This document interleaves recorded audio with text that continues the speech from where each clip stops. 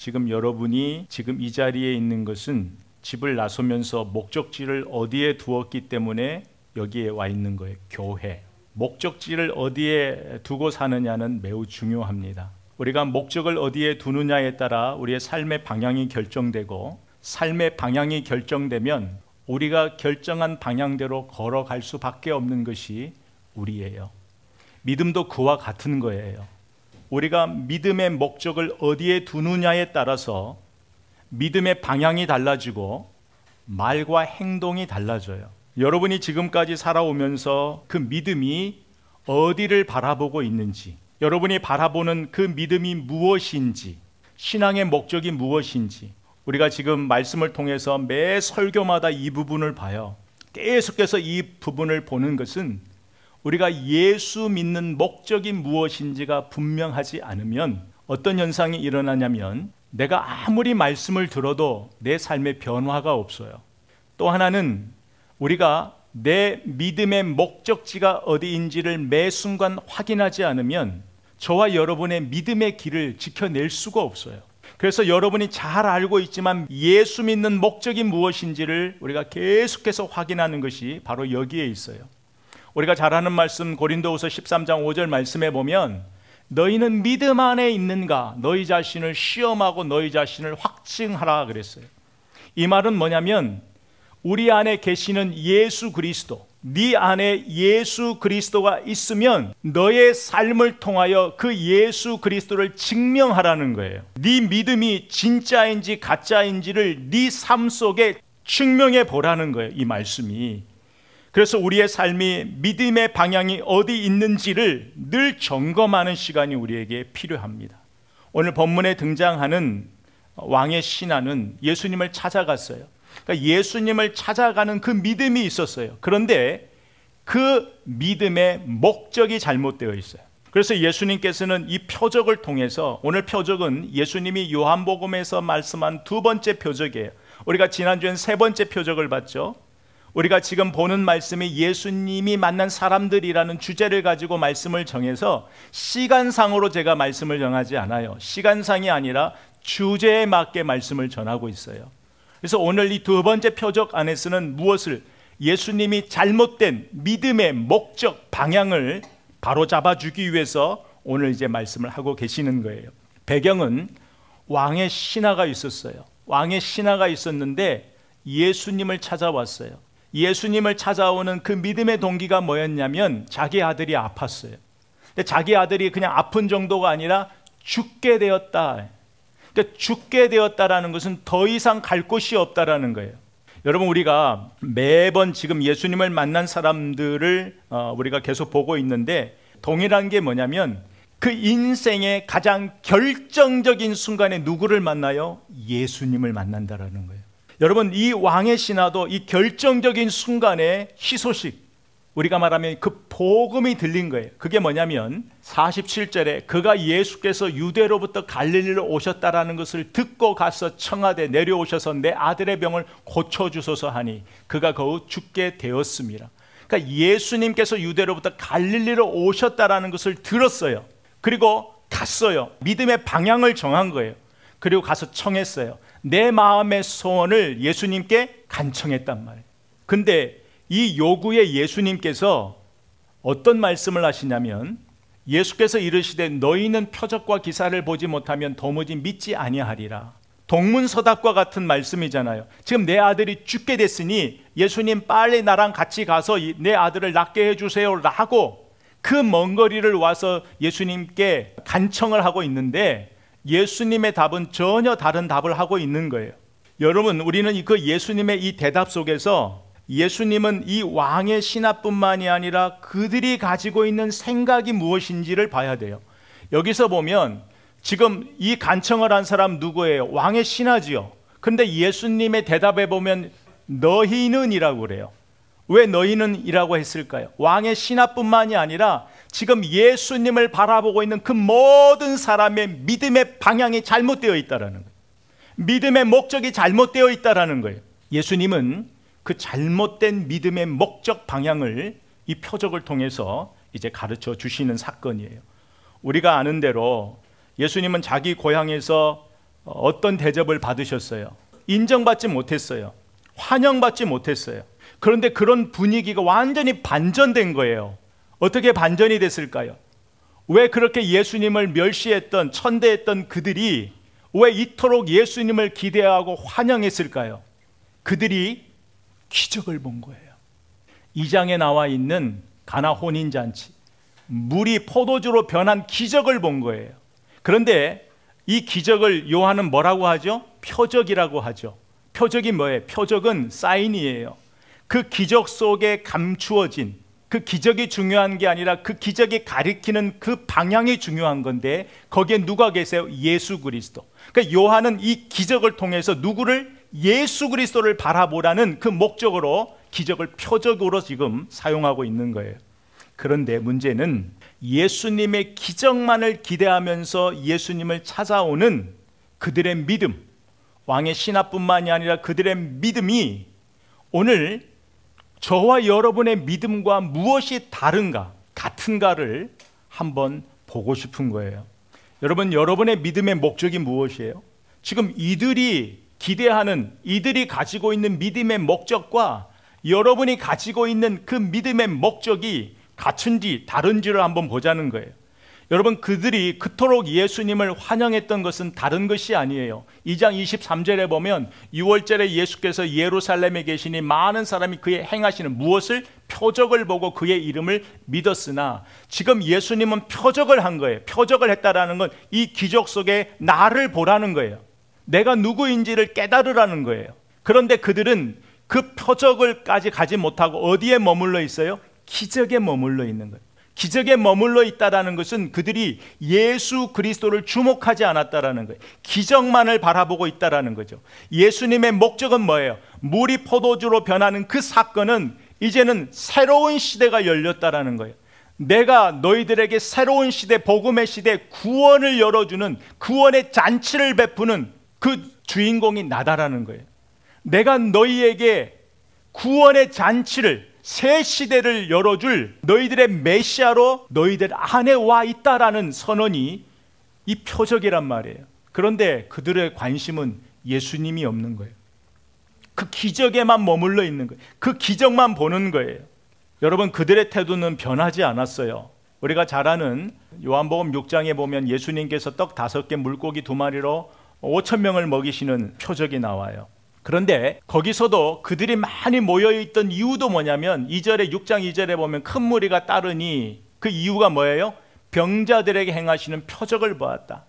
26절에 보면 예수께서 대답하여 이르시되 내가 진실로 진실로 너에게 이르노니 너희가 나를 찾는 것은 표적을 본 까닭이 아니요. 그러니까 예수님이 진짜 말씀하고자 하는 그 의미를 모른단 말이에요. 예수님을 보지 못하고 무엇이에요? 떡을 먹고 배부른 까닭이로다.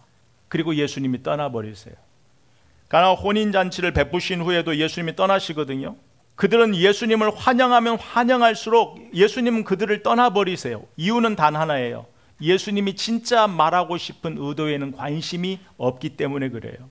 여러분, 우리가 45절 말씀을 보면 갈릴리에 이르심에 갈릴리인들이 그를 영접하니 이는 자기들도 명절에 갔다가 예수께서 명절 중 예루살렘에서 하신 모든 일을 보았어요. 그래서 여기 영접은 환영했다라는 거예요.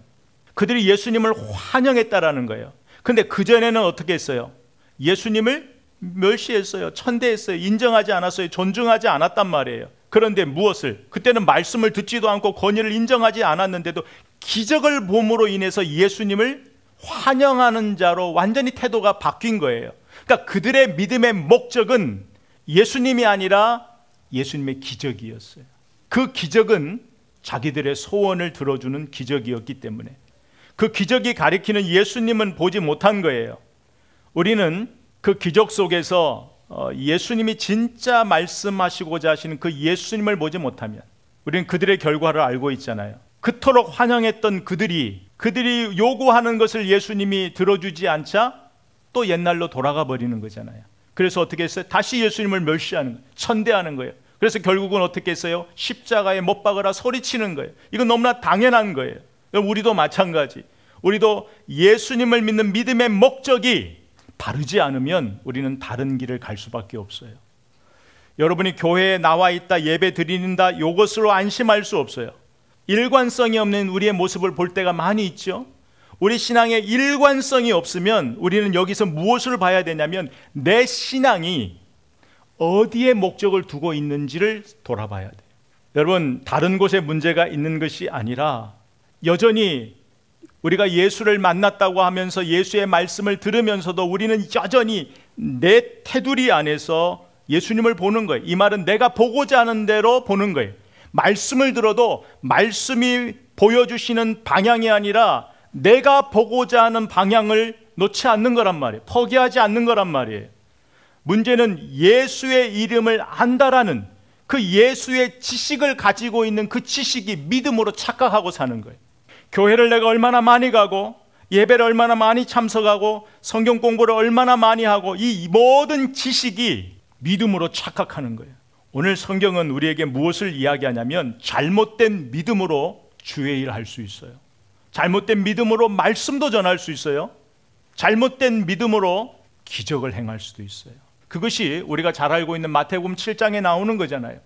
이들이 다 뭐였어요? 이들이 다 주의 이름으로 선지자 노릇하고 말씀 전하고 주의 이름으로 귀신도 쫓아내고 주의 이름으로 많은 권능을 행했지만 그것은 예수님이 볼 때는 불법이었어요. 충분히 잘못된 믿음, 이들에게 믿음이 없었을까요? 아니에요. 잘못된 믿음이 만들어내는 결과란 말이에요. 이런 자들은 예수님과 상관이 없는 거예요. 구원과 상관이 없는 거예요. 오늘 아들의 문제를 가지고 나온 왕의 신하도 그 기적만을 구하는 믿음에서 벗어나지 못한 거예요. 그러면 우리가 예수님께 나올 때에 내 마음의 소원을 품고 내 마음의 소원에 주님 역사해 달라고 기적을 베풀어 달라고 하는 그 기도가 잘못됐느냐? 아니에요. 우리는 내 소원에 역사하실 수 있도록 그 문제를 주님 앞에 드려야 되는 거예요. 내 문제를 통해 주님이 일하실 수 있도록 우리의 문제를 다 주님께 고해야 돼요. 그러나 문제는 뭐냐면 우리의 모든 문제를 구하는 우리의 믿음의 태도란 말이에요. 우리의 모든 것이 어디 안에? 예수 안에 있어야 되는 거예요. 예수 안에 있다라는 것은 뭐냐면 내가 원하는 결론이 나지 않아도 내 생각보다 크신 하나님의 뜻을 존중해 드린단 말이에요. 내가 알지 못하는 하나님의 계획이 있겠지. 하나님은 나를 사랑하시니까 어떤 순간 그 무엇도 끊을 수 없는 그 사랑으로 나를 사랑하신다는 그 약속을 붙잡고 내 생각 내 계획대로 되지 않아도 하나님이 결국은 나를 믿음의 사람으로 결국은 나를 승리의 사람으로 만들어 가실 그 하나님을 붙잡고 있는 것, 그게 진짜 예수 만난 사람들이에요. 그런데 여러분, 그 시작은 예수님의 제자들처럼 믿음의 시작은 온전하지 못해요. 그래서 여러분의 믿음이 그렇게 연약하고 내 믿음이 이거밖에 되지 않는가 낙심할 이유가 없어요. 처음은 다 그렇게 시작해요. 문제는 뭐냐면 그 시간 그 과정들을 통해서 예수님이 진짜 원하는 믿음의 목적과 방향을 알아가는 거예요. 여러분, 그래서 우리에게 중요한 것은요, 표적과 기적을 구하는 믿음에서 출발을 할지언정 그것이 거기에 머무는 것이 아니라 어디까지 가야 돼요? 구원의 믿음으로 나아가야 돼요. 그런데 내가 기적을 구하는 그 믿음이 어디에서부터 시작해요? 간절함에서부터 시작해요. 여러분, 당시 그곳을 누가 다스렸냐면 헤롯 안티바스라고도 하죠. 거기서 다스린 그 사람의 신하예요. 그 당시를 한번 생각해 보세요. 그 당시에 왕의 신하, 권력도 있어요, 힘도 있어요. 그런데 이 사람이 예수님을 찾아왔단 말이에요. 그의 자존심, 직분 다 모든 것 내려놓고 찾아왔어요. 그런데 예수님을 어디서부터 어디까지 찾아갔어요? 가버나움에서. 지금 예수님이 어디에 계세요? 가나에 계세요. 가나. 근데 가버나움과 가나의 거리는 21마일이 조금 넘어요. 34km. 그 당시로는 보통 학자들이 8시간 걸린다 그래요. 걸어가면 8시간. 그 거리가 그 사람에게는 문제가 됐어요? 안 됐어요? 안 됐어요. 왜? 내가 안고 있는 문제가 너무나 간절하니까. 내가 안고 있는 문제가 너무나 절실하니까 그 모든 것이 보이지 않은 거예요. 그래서 우리 믿음의 시작은요, 간절함에서 시작해요. 절실함에서 시작해요. 그 무엇과 바꿀 수 없는 간절함, 절실함이 있었어요. 그 사람이 그가 가지고 있는 힘으로 왜 다른 방법들을 찾지 않았을까요? 다 찾아봤단 말이에요. 그럼에도 불구하고 예수님께 나왔다라는 것은 이제는 불가능한 일이 되어버렸단 말이에요. 예수님 아니고는 해결할 방법이 없단 말이죠. 그 불가능한 일이, 그 간절하고 절실한 그 사연이 예수님을 찾아오는 믿음이 되었다라는 거예요. 나아가 예수님께서는 너의 믿음이 표적과 기적만을 원하는 그 수준이다라고 말씀하셔도 그 말씀의 의미를 생각할 여유가 없어요. 그만큼 그 문제가 절실해요. 그래서 예수님의 그 말씀을 생각할 여유도 없이 그가 예수님께 주여 내 아이가 죽기 전에 내려오소서 또 간청하는 거예요. 근데 여기에서 보면 그 불가능한 일을 행하시는 예수님을 알아요. 그 예수님에 대한 믿음이 있는데 어디까지는 못 갔어요? 죽은 자를 살리시는 그 예수 그리스도의 믿음까지는 가지 못했어요. 말씀 한마디로 고칠 수 있는 그 믿음까지는 가지 못했다라는 거예요. 그리고 또 하나는 여전히 그 타이밍을 누가 결정해요? 자기가 결정해요. 예수님이 할 수 있고 없고를 누가 결정해요? 예수님의 한계를 자기가 결정해요. 근데 우리가 여기서 생각할 때에 똑같은 케이스에 백부장의 믿음이 생각나죠. 백부장은 어떻게 했죠? 주여 같이 갈 수고하실 필요 없습니다. 말씀만 하셔도 내 아인이 낫습니다. 주님이 그 믿음을 기뻐하셨잖아요. 칭찬하셨잖아요. 백부장은 시간과 공간을 초월하여 역사하시는 주님의 능정을 믿은 거예요. 우리가 기도할 때도 그러죠. 타주에 있다든지 한국에 있는 시간과 공간이 다른 곳에 있지만 우리가 기도하잖아요. 그것은 뭐예요? 시간과 공간을 초월하여 역사하시는 하나님의 역사를 믿기 때문에, 주의 일하심을 믿기 때문에 그렇게 하는 거죠.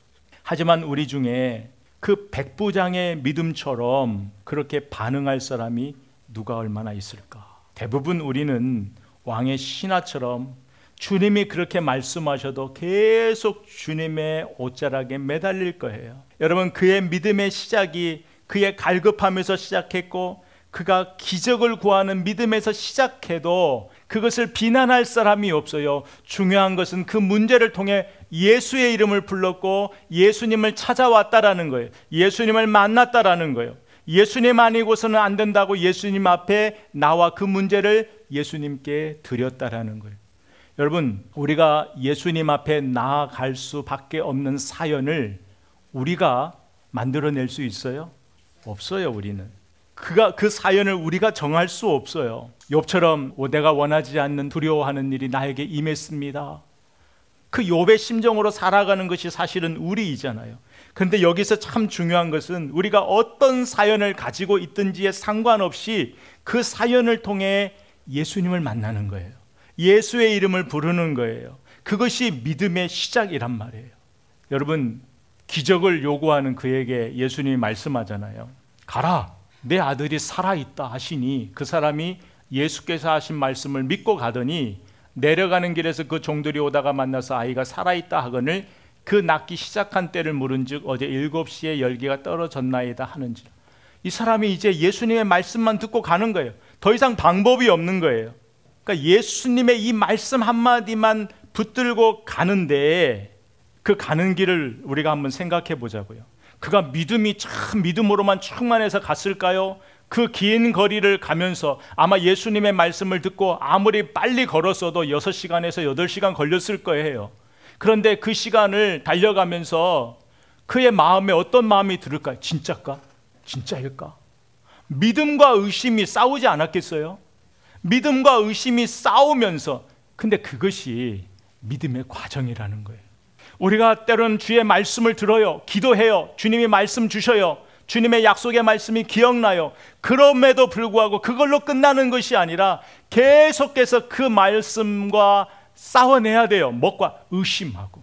세상의 소리, 의심과 나의 연약함과 싸워내야 되는 거예요. 그 과정을 통해서 믿음이 성장하는 거예요. 이 왕의 신하의 그 걸음 속에서 우리가 생각해, 믿음의 길이라는 것은 가면서 진짜일까? 예수님의 말씀이 진짜일까? 그 의심과 싸워내는 그 과정을 지금 이 신하가 걸어가고 있는 거예요. 여러분, 결과를 확인하고 믿는 믿음은 기적을 추구하는 신앙이에요. 주님은 지금 기적을 구하는 믿음에 있는 이 사람을 믿음으로 주님이 지금 이끌고 가고 있는 거예요. 그 믿음과 의심을 싸워내면서 그가 내려갔을 때에 누구를 만났어요? 종들을 만난 거예요. 그래서 종들에게 만나서 뭐라고 해요? 그 종들이 살았다, 아이가 살아있다 라는 이야기를 듣자마자 그가 질문한 게 뭐예요? 낳기 시작한 때를 물어보는 거예요. 언제인지 물어보는 거란 말이에요. 확인하는 거예요. 그 확신과 믿음이 싸웠지만, 의심이 싸웠지만 결국은 예수님의 말씀을 기대하고 간 거란 말이에요. 그런데 아이가 살아있다라고 말을 듣고 그 낳기 시작한 때를 물으니 어제 7시는 그 유대인의 지금 계산을 해야 돼요. 유대인의 계산으로 하면 오후 1시예요. 오후 1시에 아무리 빨리 가도 아까 6시간, 8시간 된다 그랬죠. 그러면 도착하면 이미 해가 졌단 말이죠. 근데 유대인의 시간 개념은 하루가 언제부터 시작한다 그랬어요? 해가 지면 시작하죠. 해가 지면 시작하니 이 왕의 신하가 도착하면 이미 유대인의 시간으로는 어제가 된 거란 말이에요. 우리가 여기서 생각할 것은 그 믿음의 시작이 무엇으로부터 시작하는지, 저와 여러분의 믿음의 시작이 우리의 갈급함, 간절한, 절실한 기도의 제목으로부터 시작하는 거예요. 내 힘으로 안 되는 불가능한 일로부터 우리의 믿음이 시작해요. 여러분, 그런데 거기서 우리가 중요한 건 주님의 이름을 부르는 거예요. 주님께 나아가는 거예요. 포기하지 않고 주님의 말씀만 믿고 주님께 나아가는 거예요. 여러분, 처음부터 이 사람이 믿음으로 그렇게 갔을까요? 아니에요. 다른 방법이 없어요. 안 그래요? 다른 방법이 있으면 예수님을 찾아오지도 않았겠죠. 믿음이 있어서가 아니라 다른 방법이 없어요. 여러분, 우리가 그렇게 기도하면서도 조금 세상의 방법이 보이면 어느덧 기도의 자리 지키지 않고 거기 가잖아요. 힘의 논리를 따라가는 게 우리란 말이에요. 확률이 높은 것을 바라보는 게 그게 우리란 말이에요. 여러분, 그렇게 알면서도 다른 방법이 없기 때문에 그 의심과 그 예수님의 말씀을 확신하면서도 의심과 싸우면서 가는 그 시간, 그 기다림, 여러분, 그렇게 믿음이 성장해지는 거예요. 거기서 오는 연약함은 어쩔 수 없어요. 누구나 다 가지고 있어요. 근데 중요한 건 매번 거기에 머물러 있으면 이제 문제가 되는 거예요. 매번 믿음이 쓰러지고 넘어졌으면 거기서 일어나 앞으로 가야 되는데 매일 그 자리, 어느 날은 좀 믿음이 성숙한 것 같은데 어느 날 돌아보면 그 자리에 와 있어요. 계속 이 자리를 반복하는 건, 믿음이 거기에 머물러 있다라는 것은 우리가 예수님을 만났어도 기적만을 구하는 믿음에 머물러 있단 말이에요. 여러분, 그런데요, 문제는요, 이 기적만을 구하는 믿음은요, 구원으로 나가지 못해요. 그 기적 속에 누구를 만나야 돼요? 예수를 만나야 돼요. 그 기적을 행하시는 누구? 예수 그리스도를 만나야 돼요. 그 예수 그리스도를 인격적으로 만나야 돼요. 그 예수 그리스도를 나의 주님으로 고백해야 돼요. 그러지 않으면 기적에만 머물러 있는 거예요. 기적에만 머물러 있으면 그건 구원으로 가는 믿음이 아니에요. 구원으로 가는 믿음은 어떤 상황, 연약한 믿음에서 갈급함, 다른 방법이 없어 예수밖에 없어서 찾았다 할지라도 거기서 예수 만나 그 예수님이 주시는 구원에 이르는 믿음이 되어야 돼요. 여러분, 기적, 표적만을 구하는 믿음은 결과에만 반응해요. 저와 여러분도 신앙을 잘 돌아봐야 돼요. 결과에만 반응하는 것은 기적만 구하는 믿음이에요. 그런데 거기서 진짜 예수님을 구하는 믿음은요, 내가 결과를 기대했어도, 내가 원하는 결과가 나오지 않았어도 그 다음에 행하시는 예수 그리스도를 기대하는 거예요. 그게 진짜 구원받은 믿음이라는 거죠. 여러분, 그렇게 우리의 연약한 믿음이 성장하는 거예요. 그렇게 믿고 가다 의심과 싸우고 넘어지고, 이 과정을 통해서 예수를 믿는다 해도 보지 않고는, 내가 확인하지 않고는 믿음이 안 생기는 거예요, 처음에는. 그런데 그것을 반복하는 거예요. 그러다가 말씀만 믿고 한번 가보는 거예요. 근데 진짜 말씀대로 주님이 어떤 상황에서도 나의 편이 되어주셔서 나를 통해 일하시는 그 주님을 딱 보면 그 다음부터는 보지 않고 믿는 것이 연습되는 거예요. 보지 않고. 근데 그 시작이 있어요. 그 시작을 두려워해서는 안 돼요. 그 시작을 넘으면, 그 과정을 지나면, 그 의심의 과정을 지나면 이제는 보지 않고도 주의 말씀만 바라보며 기다리는 그 성숙한 온전한 믿음이 되는 거예요. 여러분, 그래서 나중에는 무엇을 알게 되냐면 기적은 말씀에서 나온다라는 걸 알게 돼요. 그 믿음과 말씀은 하나예요. 여러분, 믿음이 어디에서 나오죠? 로마서 10장 17절 말씀. 믿음은 어디에서 나온다고요? 들음에서. 근데 그 들음은 어디라고요? 그리스도의 말씀에서 말미암습니다. 하나만 더 하죠. 그가 예수님의 말씀을 다 믿고 보니까 믿음이 생겼어요. 근데 그 믿음이 머물러 있는 것이 아니라 우리가 앞전에 봤던 내 안에 있는 예수 그리스도가 나를 삶을 통해 증명돼야 된다고 그랬죠. 이 사람에게 믿음이 들어왔잖아요. 예수님을 아는 믿음이 들어왔잖아요. 근데 그 믿음이, 자기 안에 계신 예수 그리스도의 믿음이 확증되는 게 무엇을 통해서? 이 사람이 살아있다 말씀하신 그때인 줄 알고 자기와 그 온 집이 믿는 거예요. 나의 믿음이 내 집안의 믿음을 열어주는 믿음의 눈이 돼야 돼요. 오늘 말씀을 통해서 우리가 하나 기억할 것은 내 믿음의 목적이 분명해야 돼요. 여러분, 오랫동안 믿음 생활 다 하셨죠. 그러나 다시 한번 점검하자는 거예요. 내 믿음의 목적이 무엇인지.